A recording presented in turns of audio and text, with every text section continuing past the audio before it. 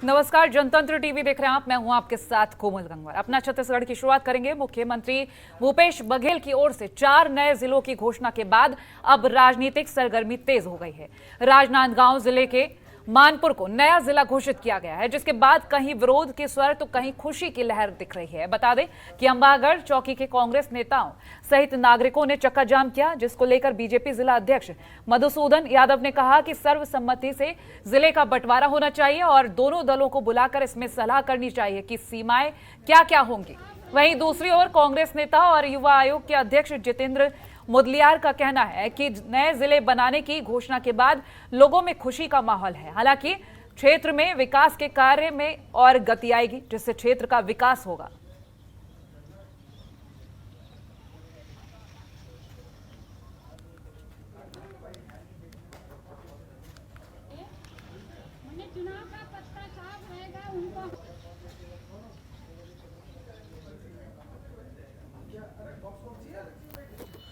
तो 4 नए जिलों के बाद अब सियासत और बढ़ती हुई नजर आ रही है।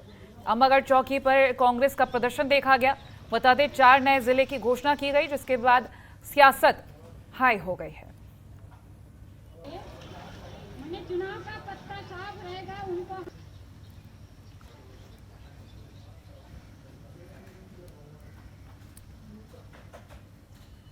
पहले माननीय मुख्यमंत्री जी को हम सब माननीय मुख्यमंत्री जी का हम सब आभार व्यक्त करते हैं। उनको धन्यवाद ज्ञापित करते हैं कि उन्होंने मानपुर को जिला घोषित किया एवं लाल बहादुर नगर को तहसील घोषित किया। बहुत पुरानी मांग रही है। उस क्षेत्र के लोग 100-100, 200, 150, 200 किलोमीटर दूर से आकर जिला मुख्यालय उनको आना पड़ता था। अब उनके लिए कम से कम विकास की सोच माननीय मुख्यमंत्री जी की है। प्रदेश में 4 जिलों की उन्होंने घोषणा की है।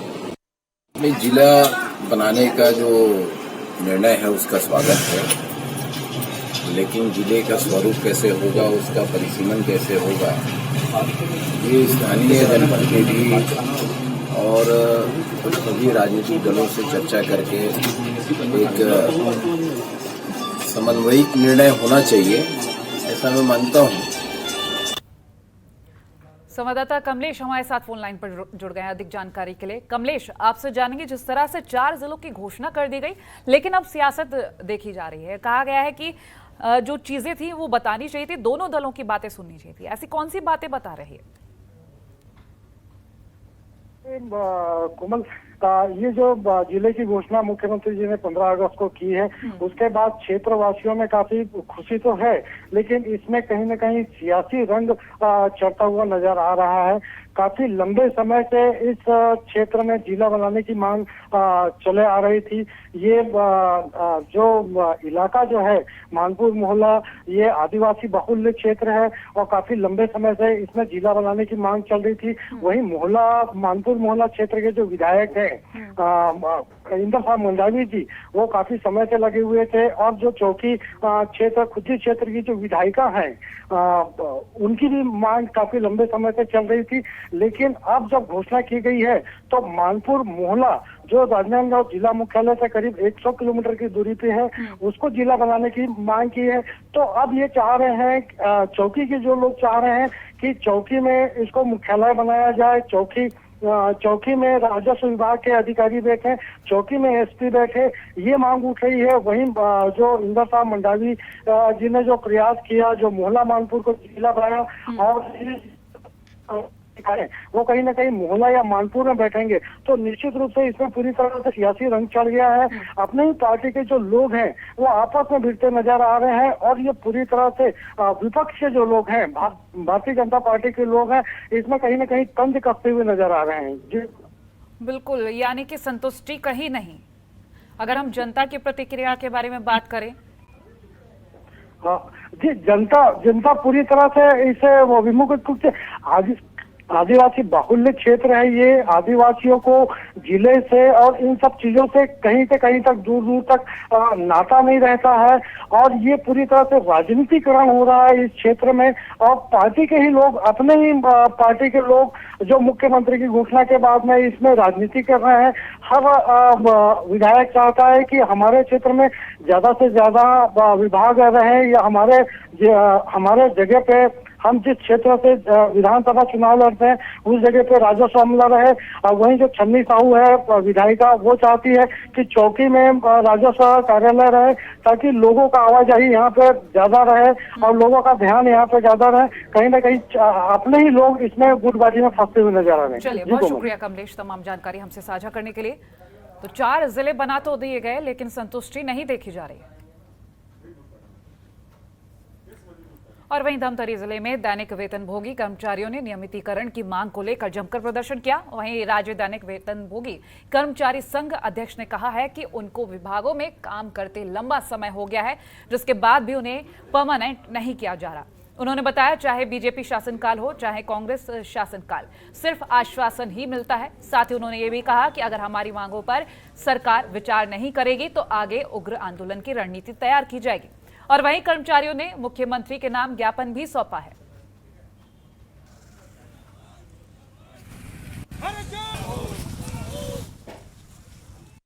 दैनिक वेतनभोगी ला अगर वादा करे हो तो फिर परिणाम मिले। और बहुत लंबा समय हो गया, मतलब काम करत का 10 से 15 वर्ष से भी अधिक समय हो गए है और बहुत ही कम अल्प वेतन में हम काम करते हैं। बहुत सारा समस्या है, कई जन की उम्र तो ऐसे हो गए है 40-45 पहुंच गए, कोई 55 पहुंच गए, कोई 2-3 महीना में ही रिटायरमेंट हो जी।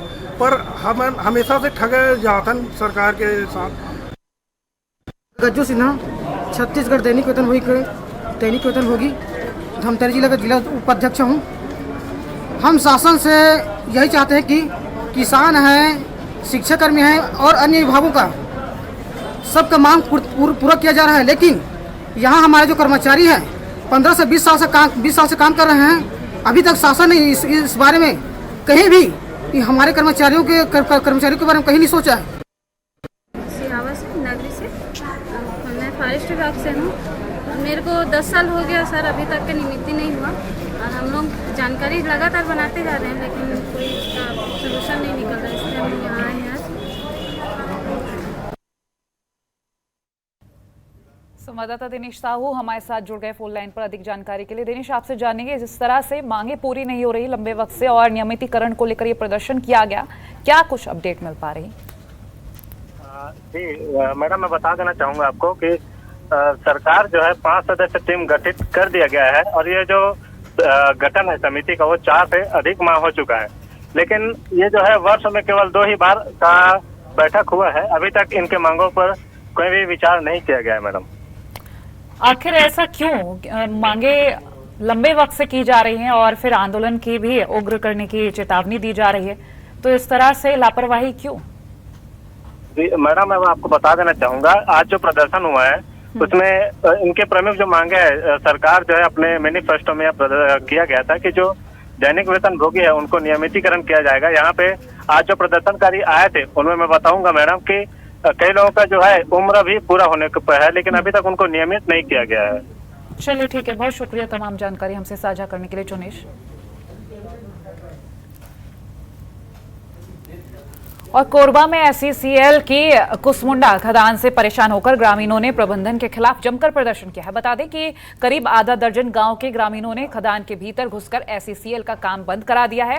ग्रामीणों का आरोप है कि भू विस्थापितों की नौकरी संबंधी समस्या का अब तक कोई समाधान नहीं हो सका है। मजदूरों को भी कम वेतन दिया जा रहा है।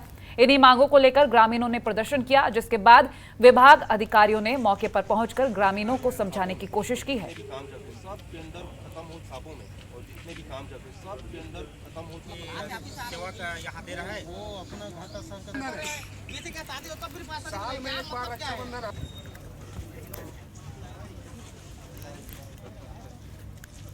तो नौकरी संबंधी समस्या को लेकर ये बातें सामने आ रही हैं। कोरबा से एक खबर, SECL के खिलाफ ग्रामीणों का ये प्रदर्शन।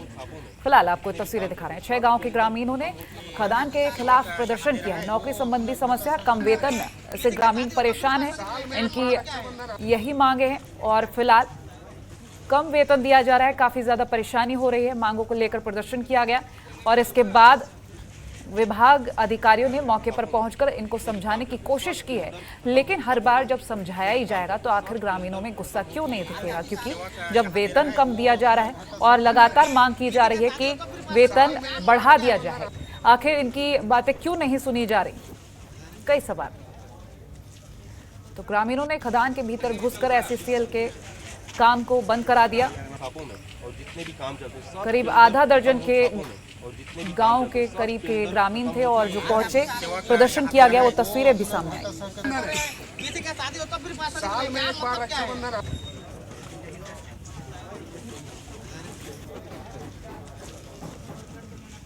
संवाददाता अविनाश प्रसाद हमारे साथ जुड़ गए अधिक जानकारी के लिए। अविनाश, लंबे वक्त से मांग की जा रही है, नौकरी संबंधी समस्याएं आ रही हैं, कम वेतन से ग्रामीण परेशान हैं, आखिर प्रशासन इतनी ढील क्यों दे रहा है, क्यों इन ग्रामीणों की बातें नहीं सुन रहा? तो बताना चाहूंगा कि ये एनसीसीएल की कुसुंडा कोल परियोजना है, जहां पिछले लंबे समय से वो विस्थापित नौकरी के लिए मांग कर रहे हैं। यहाँ पर जो ठेका कंपनी NECPL, वो जो अपने ठेके पे ठेका कंपनी जो मिट्टी ओवरबर्डन काम करती है, यहाँ पे जो ठेके में जो मजदूर रखे हैं उनको वेतन बहुत कम दिया जा रहा है। जो निर्धारित दर है उससे कम वेतन दिया जाता है, जिससे हमेशा इन्हें परेशान रहना पड़ता है। इससे पहले भी लगातार आंदोलन किया जा रहा है, धरना प्रदर्शन किया जा रहा है, बावजूद उसके प्रशासन इस विषय में किसी तरह कार्रवाई नहीं करती। यही वजह कि आज भी आधा दर्जन गाँव के ग्रामीणों ने यहाँ पर खदान में घुसकर, फिलहाल यहाँ पर अधिकारियों ने पहुंचकर इन्हें समझा तो दिया, लेकिन क्या कोई ऐसा आश्वासन दिया गया है जिससे लगे कि हाँ इनका वेतन बढ़ेगा, नौकरी मिलेगी? जिनके पास नौकरी नहीं, हर बार समझाने की कोशिश की जाती है, वेतन बढ़ाने की कोशिश क्यों नहीं की जाती है? तो मैं आपको बता दूं कि यहाँ हमेशा आश्वासन ही मिलता है, क्योंकि इनका मुख्यालय बिलासपुर में है। जो बिलासपुर मुख्यालय है वहाँ पर जाके बैठकें होती है, आश्वासन दिया जाता है, फिर से पुराने ढर्रे पर कार्य प्रणाली शुरू हो जाती है। समय समय पर यहाँ बैठक होती है, लेकिन उसका नतीजा कुछ नहीं निकलता। आज कर देंगे, 1 महीना 1 साल, इसे लंबे समय से भूविस्थापित को घुमाया जा रहा है, जिससे ग्रामीण समय समय पर आंदोलन करते हैं और हमेशा ही निराशा ही हाथ लगती है। चलिए ठीक है, बहुत शुक्रिया तमाम जानकारी हम तक पहुंचाने के लिए। तो ग्रामीणों की समस्या आपकी नहीं है, काफी वक्त पहले की है और लंबे वक्त से उनका यही प्रदर्शन करने का मन था और मांगे चल रही थी लगातार कि नौकरी संबंधी समस्या है उसे दूर किया जाए, कम वेतन है उसे बढ़ाया जाए, लेकिन अधिकारियों की तरफ से सिर्फ और सिर्फ मिला तो आश्वासन। और बलरामपुर के गांव केरा कच्छर में नशे में धुत पति ने अपनी पत्नी की हत्या कर दी। दरअसल घरेलू विवाद के चलते और खाना नहीं बनाने की बात पर दोनों में झगड़ा हो गया, जिसके चलते आरोपी ने अपनी पत्नी पर चाकू और डंडे से वार कर दिया, उसे घायल कर दिया, जिसके बाद गंभीर हालत में पीड़िता को मेडिकल कॉलेज भर्ती कराया गया, जहां इलाज के दौरान उसकी मौत हो गई। और वहीं मौके पर पहुंची पुलिस ने फिलहाल शव को कब्जे में लेकर पोस्टमार्टम के लिए भेज दिया है और आरोपी को गिरफ्तार कर जेल भेज दिया है।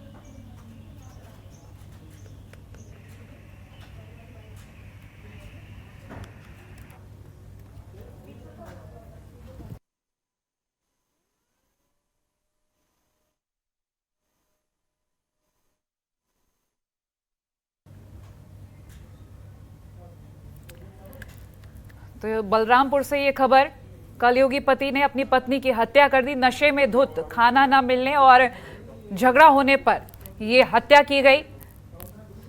फिलहाल पुलिस ने शव को कब्जे में लेकर पोस्टमार्टम के लिए भेज दिया है और आरोपी को गिरफ्तार कर लिया। घरेलू विवाद के चलते दोनों में झगड़ा हुआ था और ये झगड़ा इतना ज्यादा बढ़ गया कि नशे में धुत पति ने अपनी पत्नी की हत्या कर दी।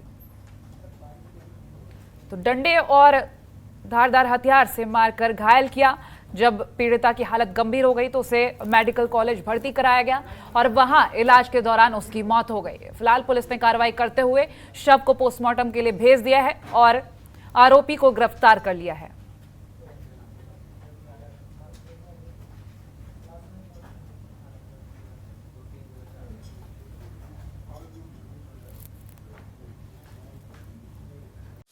खबरों के निष्पक्ष विश्लेषण के लिए सब्सक्राइब करें Janatantra TV and press the bell icon. Never miss any update.